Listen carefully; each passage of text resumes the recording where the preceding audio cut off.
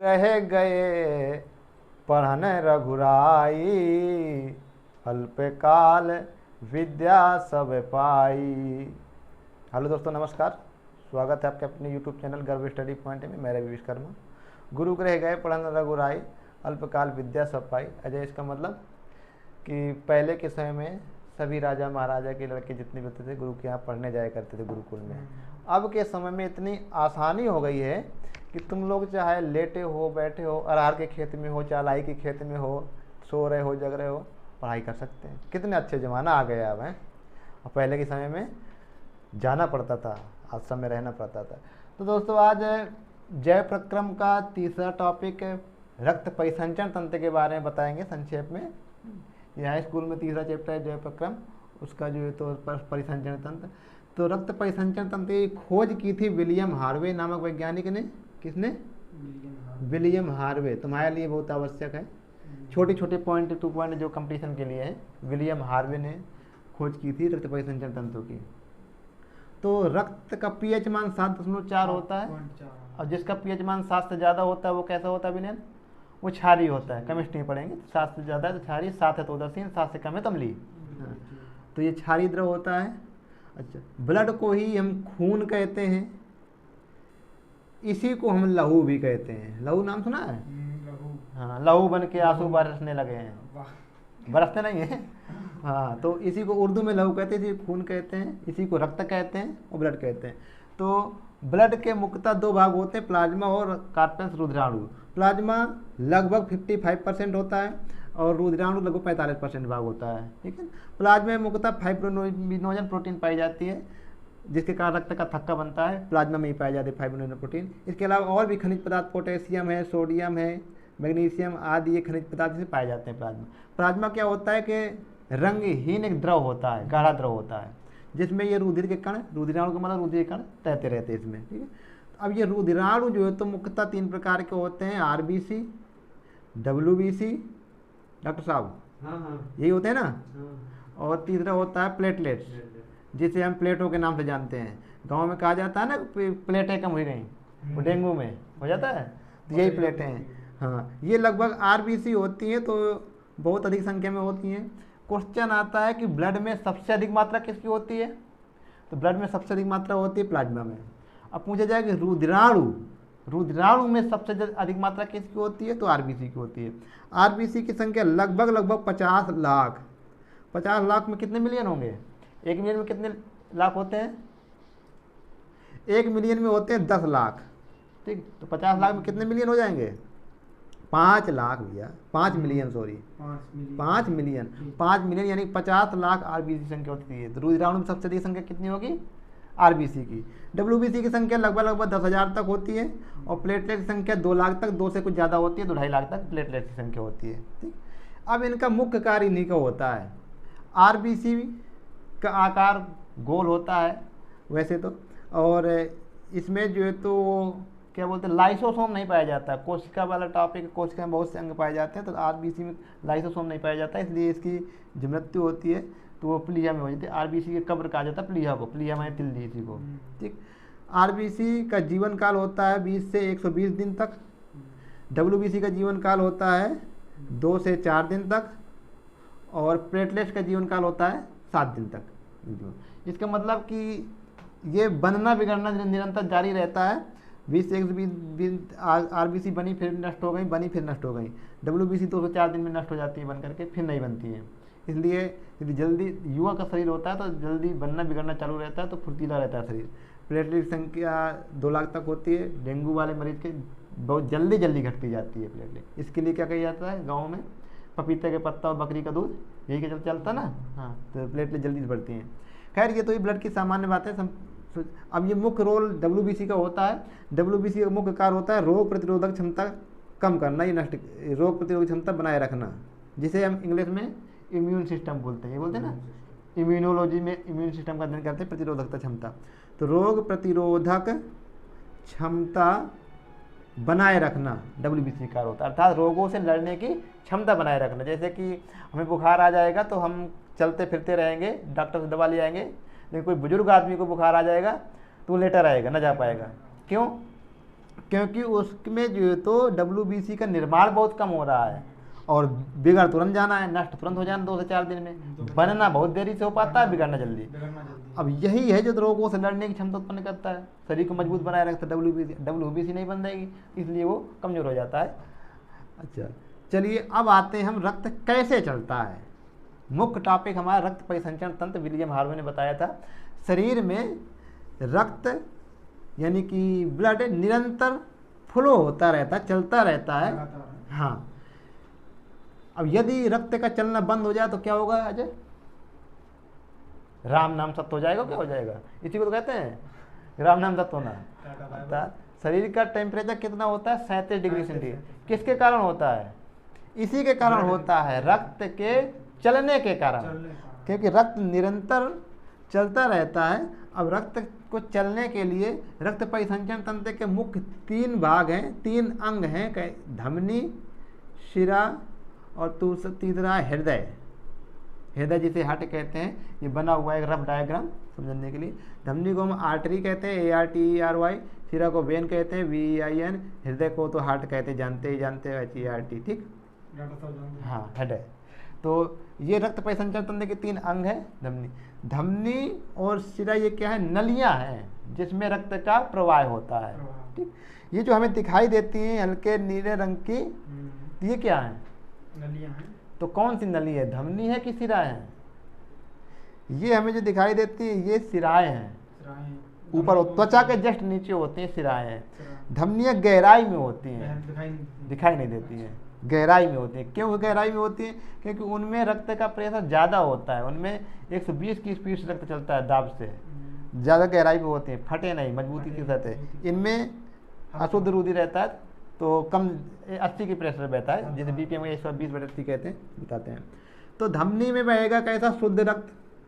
शुद्ध रक्त का मतलब जिसमें ऑक्सीजन मिला होता है, O2 युक्त रक्त शुद्ध रक्त। जिसमें CO2 मिला होता है वो अशुद्ध होता है, तो वो शिरा में बहेगा। ठीक, अब हृदय क्या करेगा? हृदय रक्त को रिसीव करेगा और बाहर भेजेगा, अर्थात स्वीकार करेगा और बाहर निकालेगा। हृदय का सिर्फ इतना ही कार्य है भैया। क्या कार्य है? कि रक्त को पंप करना है। हाँ, और कुछ रोल नहीं है। जो तुम अभी बात कर रहे थे ना कि दिल दे दो हमें या दिल तुम्हें दे देगी, वो है ये तो प्यार मोहब्बत वाला तो दिल ये होता है ना। ये प्यार मोहब्बत वाला दिल है। इसके कितने चैम्बर होते हैं? मनुष्य में कितने दिल होते हैं? वो तो एक ही है, होते एक ही। वो अलग बात है, काश कहीं ऐसा होता कि 2 दिल होते सीने में। होते नहीं ना, एक टूट भी जाता है इसके में तो तकलीफ ना होती है, ये बहुत पता है। अच्छा, तो भैया ये हृदय का यानी कि दिल का मुख्य कार्य होता है कि रक्त को पंप करना, स्वीकार करना, इतना ही रोल। अब बाकी प्रेम और जो घृणा मोहब्बत होते हैं वो ब्रेन का कार्य होता है। ब्रेन बाय टॉपिक बताएंगे। ब्रेन का भाग होता है एक हाइपोथैलेमस, उसके कारण होता है। तो धमनी में बहेगा शुद्ध रक्त। एक अपवाद है भैया जिसे हम पल्मोनरी धमनी, PA लिख दे रहे हैं, पल्मोनरी, A से आर्टरी, PA पल्मोनरी, इसी हिंदी में कहते हैं फुफ्फुस, फुफ्फुस धमनी। और एक होता है फुफ्फुस शिरा, PV लिखते हैं, पल्मोनरी वेन। ठीक है, समझ जाओगे। फुफ्फुस शिरा ये अपवाद के तौर पे इसलिए है कि सभी धमनियों में शुद्ध रक्त बहता है। पल्मोनरी यानी फुफ्फुस धमनी में अशुद्ध रक्त बहता है। सभी शिराओं में अशुद्ध होता है और पल्मोनरी फुफ्फुस शिरा में शुद्ध रक्त होता है। अब कैसे शुद्ध होता है इससे समझ लेते हैं। मनुष्य के हृदय में कितने चैम्बर होते हैं? चैम्बर माने कक्ष। मनुष्य के हृदय को 4 चैम्बरों में बांटा गया। 4 चैम्बर होते हैं। कितने? 4 चैम्बर। ऊपरी चैम्बर को, जो ऊपर के 2 हैं, इसे हम कहते हैं आलिंद। ये दोनों भाग को कहेंगे क्या है? आलिंद। लिखा भी है भैया, लिख दिया था पहले से।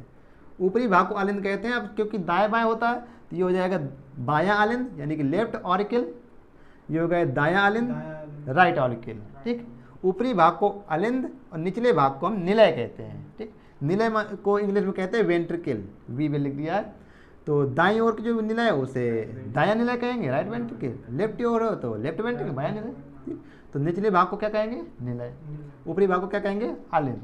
अब आलिंद का कार्य क्या है कि बाहर से, हृदय के बाहर से जो रुधिर आएगा, हृदय यानी दिल के बाद कहीं से भी जो रुधिर आएगा तो कहाँ आएगा, अलिंद में आएगा।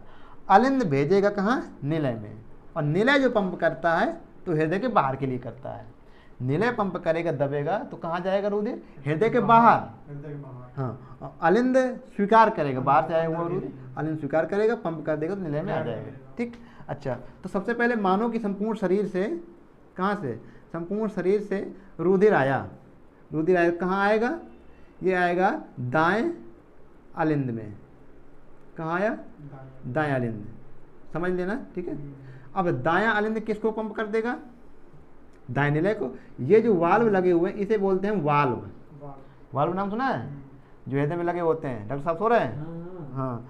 वाल्व का मतलब कि वाल्व का कार्य होता है, साइकिल में तो देखा ही होगा तुमने, हवा भरी होगी, हवा तो उससे जाती है लेकिन निकलती नहीं। प्रेशर से दबाएंगे पंप को तो जाती है लेकिन उससे निकलती नहीं। निकालने के लिए हमें क्या, छुच्छी को ढीला करना पड़ता है ना।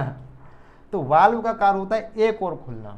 तो ये जो वाल्व लगा हुआ है, ये अलिंद से आया हुआ रुधिर, ये अलिंद पंप करेगा तो नीचे तो आ जाएगा, इधर नीचे की ओर खुल रहा है। लेकिन जब निलय पंप करेगा तो ये वाल्व बंद हो जाएगा, इस वाल्व से ऊपर रुधिर नहीं जाएगा। अलिंद, अब इस वाल्व से निलय पंप करेगा, निकलेगा ये वाल्व है, ये ऊपर की ओर खुल रहा है तो इससे निकलेगा। तो ये दायां अलिंद में रुधिर आएगा संपूर्ण शरीर से, तो ये पंप करके किसको, दाएं निलय को, किसको, दाएं निलय को। अब दायां निलय कहाँ भेज देगा भैया, दायां निलय भेज रहा है बाहर, के लिए भेज रहा है, हृदय से बाहर। अब हृदय से बाहर जाएगा कहाँ, फेफड़े की ओर। इसका नाम है फुफ्फुस धमनी। हमने कहा ना कि सभी धमनियों में शुद्ध रक्त बहता है, लेकिन फुफ्फुस धमनी। अब ये हृदय से जो रुधिर शरीर के बाहर से रुधिर आएगा हृदय में, तो ये अशुद्ध होगा, शिराओं के द्वारा आएगा, अन्य छोटी छोटी शिराओं के द्वारा, फिर बड़ी शिरा यहाँ प्रवेश करेगा तो महाशिरा के द्वारा, ये महाशिरा के द्वारा प्रवेश कर जाएगा, अशुद्ध रुधिर होगा।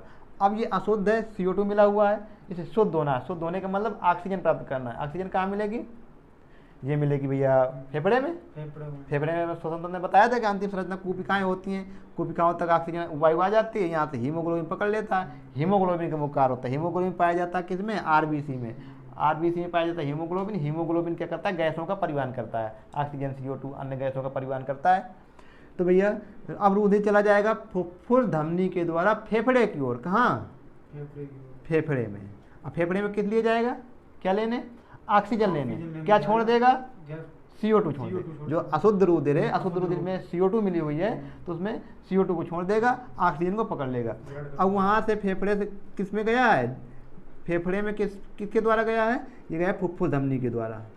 क्योंकि हृदय से बाहर कहीं भी रुधिर निकलेगा तो धमनी के द्वारा बाहर जाएगा, फुफ्फुस धमनी लिख देते हैं। ठीक, अब ये वहाँ से आएगा फेफड़े से ऑक्सीजन प्राप्त करके, तो हृदय में रुधिर आना है, शरीर कहीं से भी आए तो शिरा के द्वारा आएगा, तो ये फुफ्फुस शिरा के द्वारा आएगा।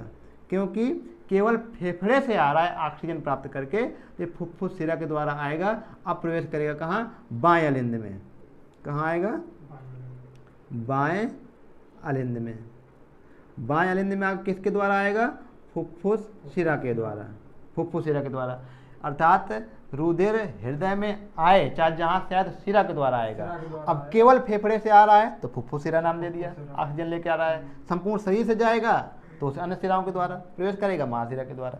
अच्छा, अब ये जो अलिंद है, ये जो बायां अलिंद है, ये पंप कर देगा रुधिर के कहाँ की ओर, बाएं निलय की ओर। कहाँ, बाएं निलय।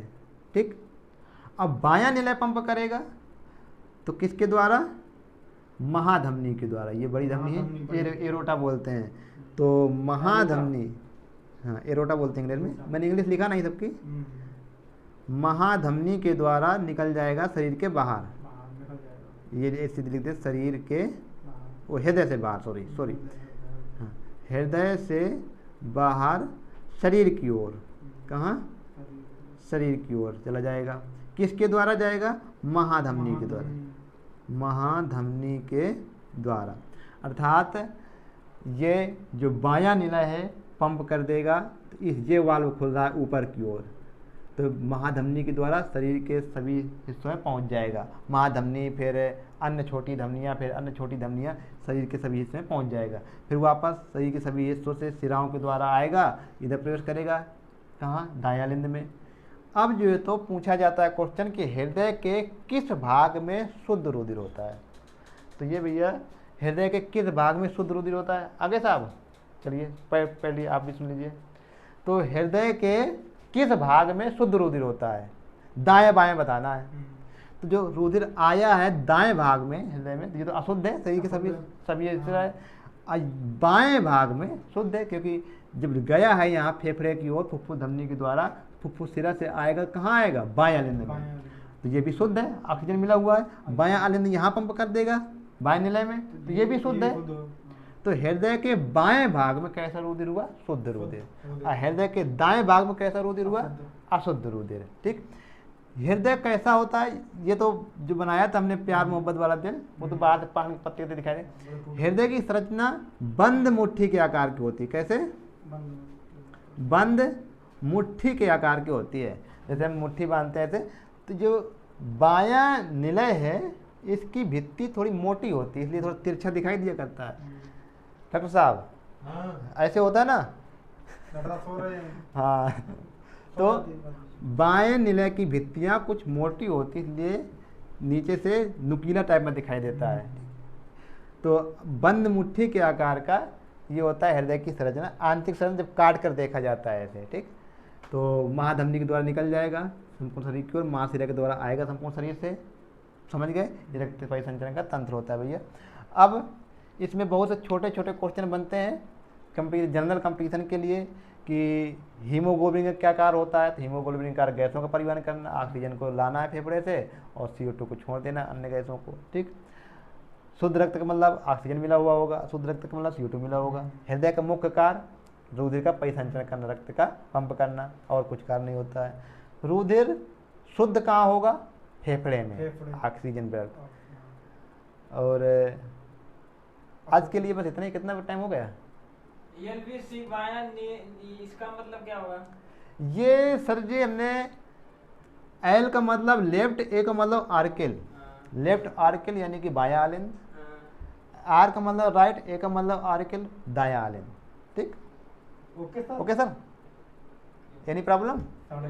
If you have any problem you tell me. कोई प्रॉब्लम नहीं, आई सॉल्व प्रॉब्लम, अंडरस्टैंड। तो बस आज के लिए इतना, मिलता है अगले वीडियो में। बहुत बहुत धन्यवाद।